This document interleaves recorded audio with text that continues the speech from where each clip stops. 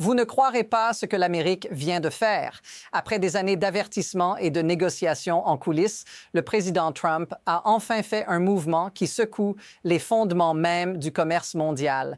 Et ce n'est pas juste un accord commercial. C'est un pari de 1 trillion de dollars qui pourrait bouleverser l'équilibre des puissances de manière inattendue. Voici le twist. Il s'agit de la Chine et cela va tout changer.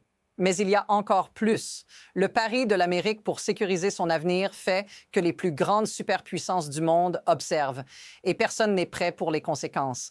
Restez avec nous car vous ne voudrez pas manquer ça. C'est une histoire de pouvoir, de risque et de la course pour l'avenir. Ce qui se passe ici n'est pas simplement une autre négociation commerciale, ce n'est pas seulement un jeu de chiffres et de chiffres d'affaires. Non.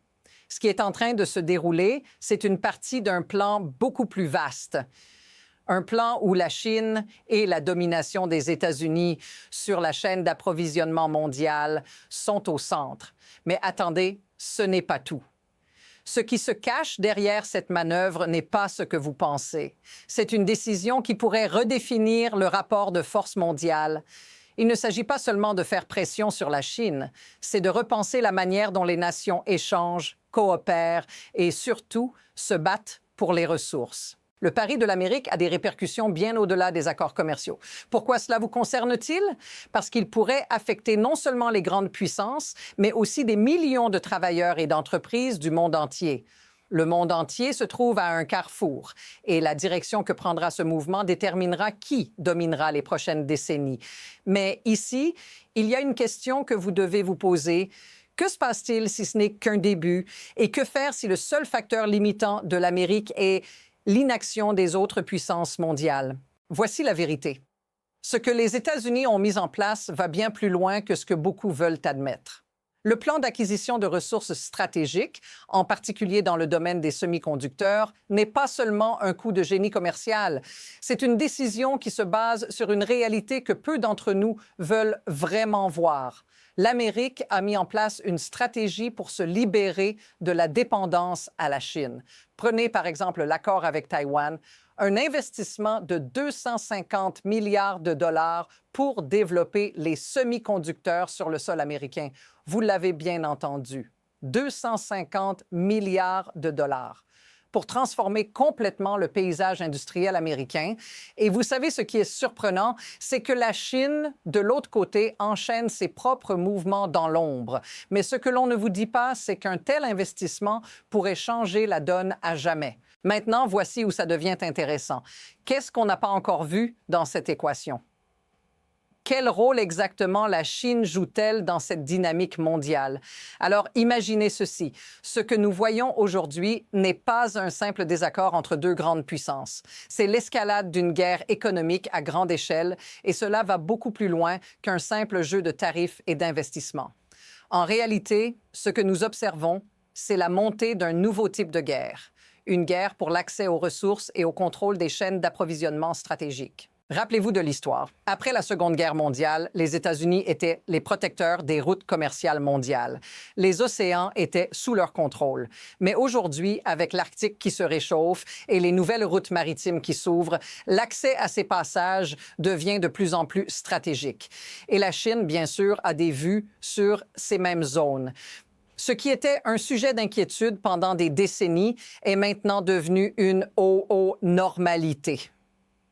Un affrontement géopolitique entre deux superpuissances sur un territoire aussi stratégique que l'Arctique. Mais la vraie question est, comment en sommes-nous arrivés là?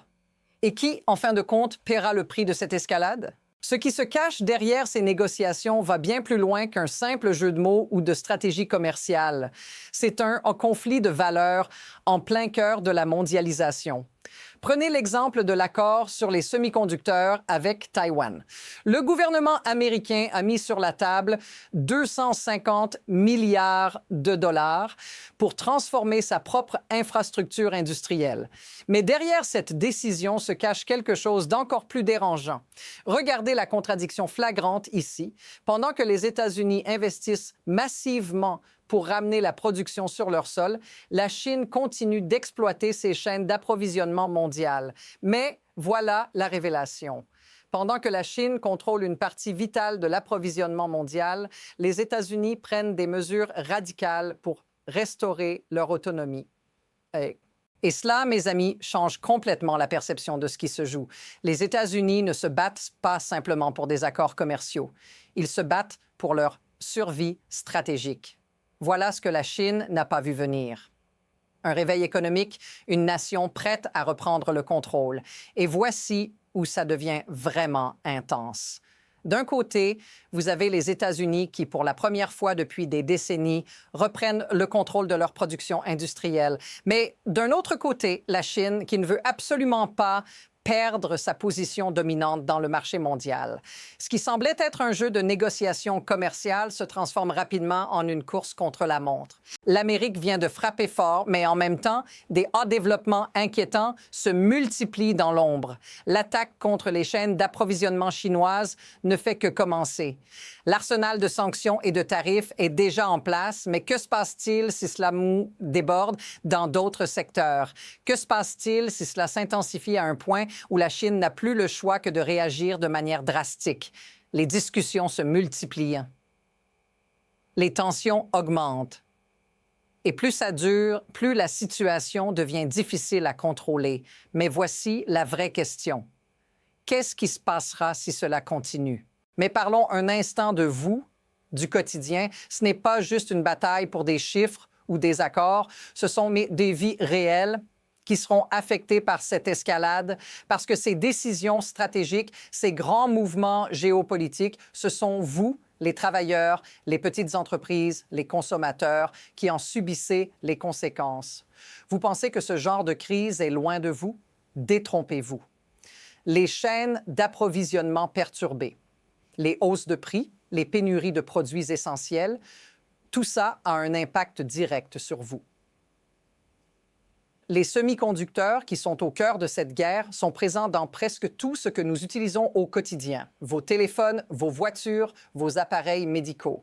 Et si ce conflit mondial atteint un point de non-retour, ce sont les petites entreprises, les consommateurs et les travailleurs américains qui en paieront le prix.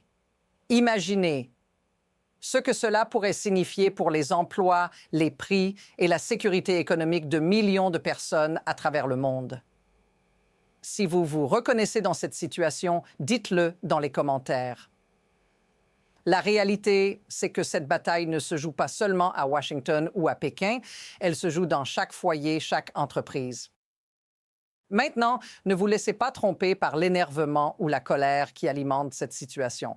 Ce n'est pas juste une question de désaccords commerciaux ou de tarifs. C'est le fonctionnement d'un système mondial, certes, et qui permet à une poignée de puissances de dominer le jeu au détriment des autres.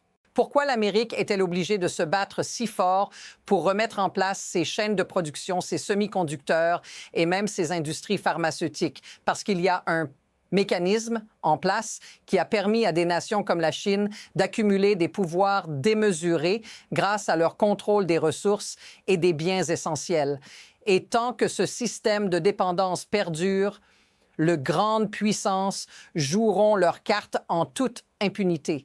Le pire dans tout ça, c'est que l'Amérique, tout en se battant pour sa souveraineté, reste prisonnière d'un système qui ne permet à aucun autre acteur de briller.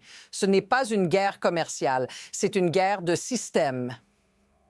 Les acteurs majeurs sont à la fois victimes et bourreaux. Et dans ce jeu, le plus puissant est celui qui contrôle les flux et l'accès aux ressources mondiales.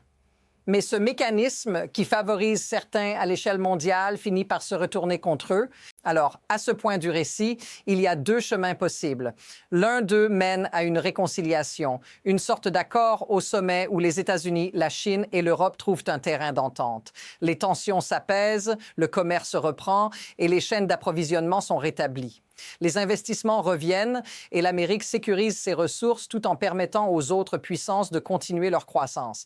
Mais l'autre chemin, celui où nous pourrions nous retrouver dans une guerre froide économique sur la scène mondiale où chaque mouvement stratégique est une attaque déguisée contre l'autre.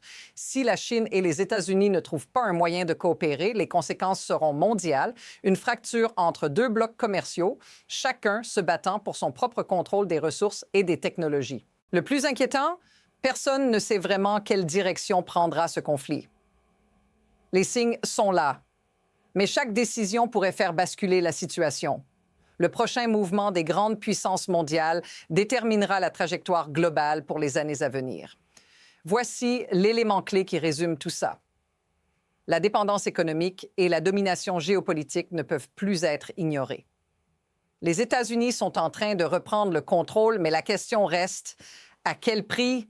Le monde change sous nos yeux et chaque mouvement compte. En fin de compte, ce n'est pas seulement une histoire de commerce ou de pouvoir, c'est une question de survie économique pour des millions de personnes, des industries entières et des nations. Ce que l'Amérique décide de faire aujourd'hui aura un impact sur l'avenir de chacun de nous. Alors, quel chemin prendrons-nous? Seul le temps nous le dira, mais l'histoire est en train de s'écrire. Et si vous voulez être au cœur de cette analyse continue, abonnez-vous dès maintenant pour des informations approfondies sur ce qui se joue en coulisses. Vous ne voulez pas manquer ce qui arrive ensuite.